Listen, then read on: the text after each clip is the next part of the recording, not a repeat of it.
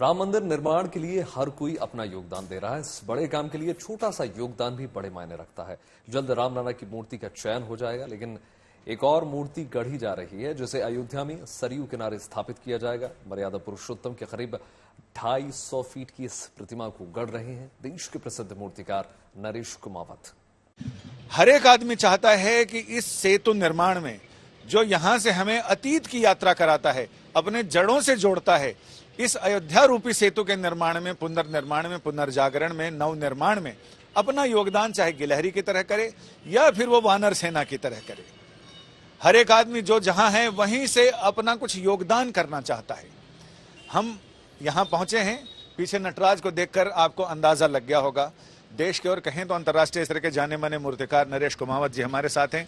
इनसे हम बात करते हैं अयोध्या के उत्सव को लेकर। नरेश जी, आपकी क्या योजनाएं हैं और किन योजनाओं पे काम चल रहा है? जैसे कि आपने कहा कि गिलहरी से लेके हनुमान जी तक का एक अभूतपूर्व योगदान भगवान राम की इस यात्रा में, भगवान राम के इस सफर में रहा है। और सभी का मैं सुंदरकांड की एक चौपाई से इसका करना चाहूंगा कि हनुमान तेई परसाकर पूनी कीनी प्रणाम, राम काजु किए बिनु मोहे कहाँ विश्राम। तो सभी की यही मंशा होती है कि जितना कर दें उतना थोड़ा।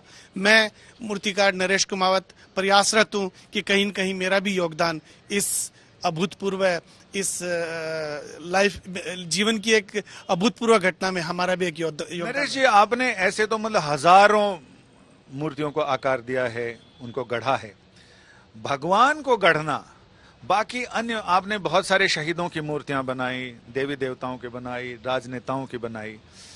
ईश्वर को गढ़ना, ये कैसे बाकी मूर्तियों से अलग रहता है? देखिए, भारतीय मूर्तिकला का इतिहास बहुत पुराना रहा है। मैं कहूंगा कि 400वीं सदी से लेके अजंता अलोरा की मैं बात कर रहा हूं, उससे पहले अगर मोहनजोदाड़ो की हम बात करें, वहां से लेकर के आज तक के युग में तरह तरह के मूर्तिकार पैदा हुए हैं। हिंदुस्तान की एक सभ्यता रही है, प्राचीन सभ्यता रही है, जिसमें हम भारतीय मूर्तिकला को एक पारंपरिक तरीके से आगे लेके जाते हैं, जिसके अंदर दिव्यता और सौम्यता का बहुत ख्याल रखा जाता है।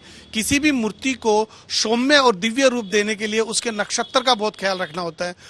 पुख नक्षत्र में जिस भी मूर्ति का कार्य हम शुरू करते हैं, वहां हम उसको लेके जाते हैं डिवाइन ब्यूटी तक।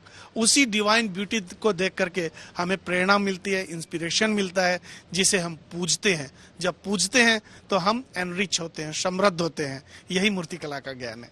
तो गुरु पुष्य नक्षत्र ऐसे भी ज्योतिष में उसका बहुत महत्व है। और कोई भी नई चीज, शुभ चीज अगर शुरू करें तो जैसे बच्चों को भी गुरु पुष्य नक्षत्र में लोग स्वर्ण भस्म और स्वर्ण का प्राशन कराते हैं, स्वर्ण प्राशन कराते हैं।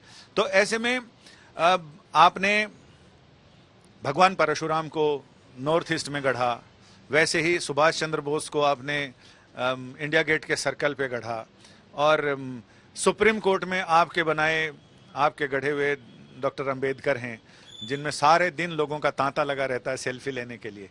तो बाकी जैसे आपने रामचंद्र जी बनाए, और आप लगभग 250 फीट के रामचंद्र जी अयोध्या में बनाने वाले हैं गुप्तार घाट पे, ऐसी कोई योजना है? 250 मीटर के ये भगवान श्री राम होंगे।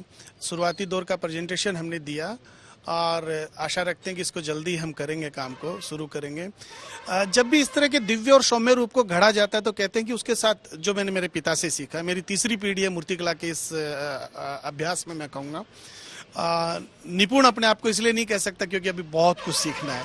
तो इसके साथ आत्मसात होकर के जब आप काम करते हैं तो आप उस दिव्यता और सौम्यता तक पहुंच सकते हैं।